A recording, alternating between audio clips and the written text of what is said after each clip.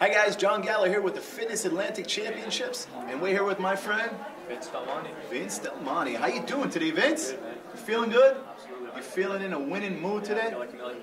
Good, that's great. I just want to ask you, what's going to take you over the top out there? I'm gonna have a good time out there. I'm gonna have a better time than anybody else here. Good, I like that. That's a great attitude to have. How's the show treating you so far? Oh, excellent.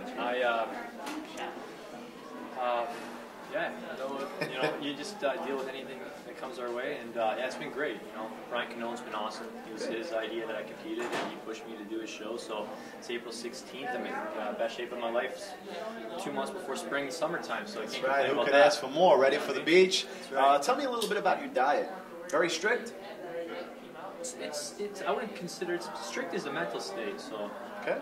So just it scripted. It gets the job done. You know, my diet is based on the same stuff that you learned from your grade 1 kindergarten teacher who taught you about how to lose weight. Energy enters in, I take less calories in it, I expand and I lose weight. It's not complicated. I think a lot of people make it too complicated.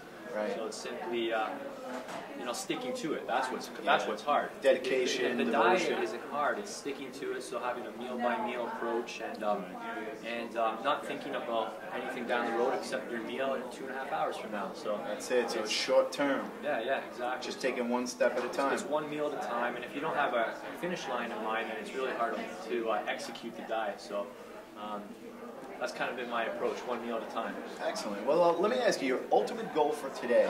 Go 6 months back.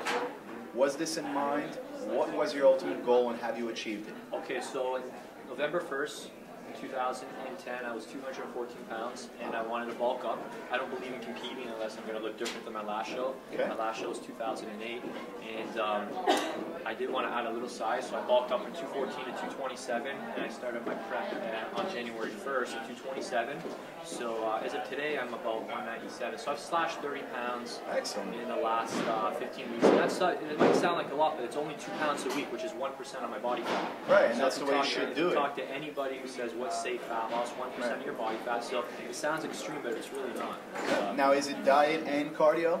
Mostly diet, everything, 50-50? I would say 90% of it's diet. Because I mean, if you think about it, you can consume a donut in about 30 seconds, which is 1,000 calories, or you can spend an hour in the gym to burn 1,000 calories. So there's so much more leverage in the diet. So when people say, you're probably going to hear this a million times already, diet. So absolutely. So it makes a huge impact. But I mean, the training needs to be there too. I mean, my coach told me about 6 weeks out, your training's not optimal. Your muscles aren't looking the way they need to look. So just because you follow a healthy diet or any good diet, the training needs to be optimal, it needs to be intense, it needs to be hard. And most people don't train hard enough. A lot of people are That's the concerned secret, with, huh? I mean, a lot of people want to talk about training smart, not hard. I train hard. I train smart, but I'm more concerned with training hard than training smart.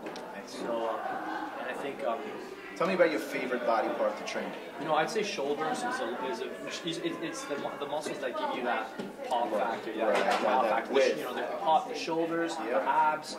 Those are the muscles that give you that instant gratification. Because when the shoulders pop, your whole physique looks more proportional, more tight, more. Absolutely. So a I'd quick say shoulders fitness tip on shoulders. What do you think? Shoulders is a slow twitch muscle fiber. So it can take a lot of abuse. I mean, you can train a little more frequently, you can train at a higher volume. Shoulders do a lot of work, so I think a lot of people baby them, Right. and strict form on shoulders is also very, very crucial. When I train shoulders, I really have train like a bodybuilder mentality, not train like a weightlifter, so it's really focused on creating a lot of tension on the muscles, as opposed to just lifting weights, which is what most people do when they go to the gym. They lift weights with no intention, with no direction, so no purpose. There's no purpose behind every rep. So.